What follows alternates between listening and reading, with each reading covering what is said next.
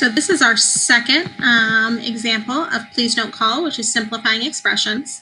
Remember, the first thing I always do is I write down the problem, okay, so that I have enough space to fill in my prepare step. Oh, and look at this, I don't have enough space. Let's make this all a little bit smaller.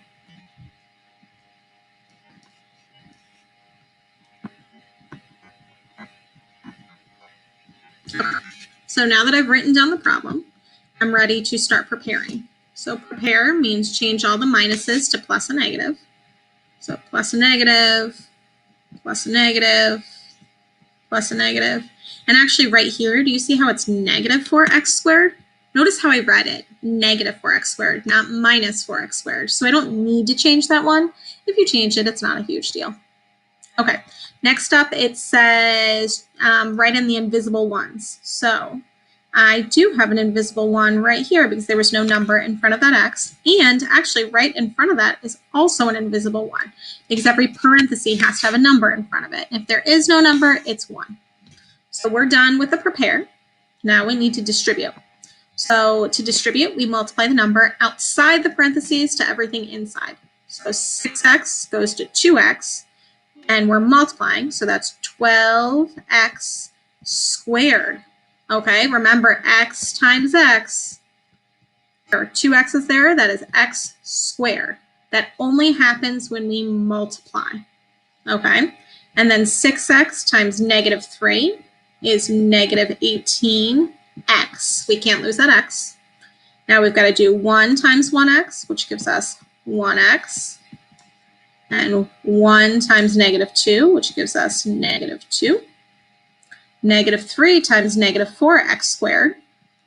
That gives us positive, because a negative times negative is a positive. Positive 12x squared. And then finally, negative 3 times 5 gives us negative 15. Okay, so there's my distribute. I know I'm done when all the parentheses are gone. Next up, I have to combine like terms. So I combine by adding them. Okay, they have to have the same variable and the same exponent. So if I'm looking, these both have an x squared. So those can be combined. So that's 24x squared. Okay, both of these have an x, so I can combine those. Let me do that in a different color so you see it. So both of those have an x, so they can be combined. So that's, ooh, I always do that. I always forget to turn off my highlighter. So that would be negative 17x.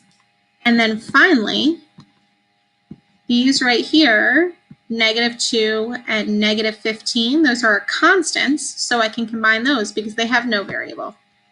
So that would give me, let's see, negative 17.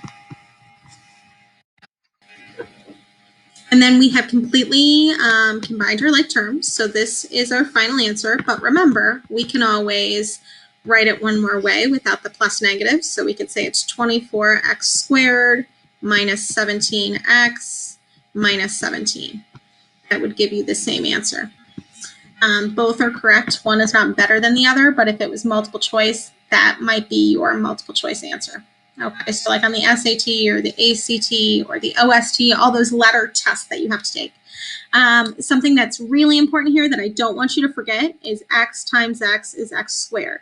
Okay, anytime you're multiplying multiple variables together, it ends up with an exponent.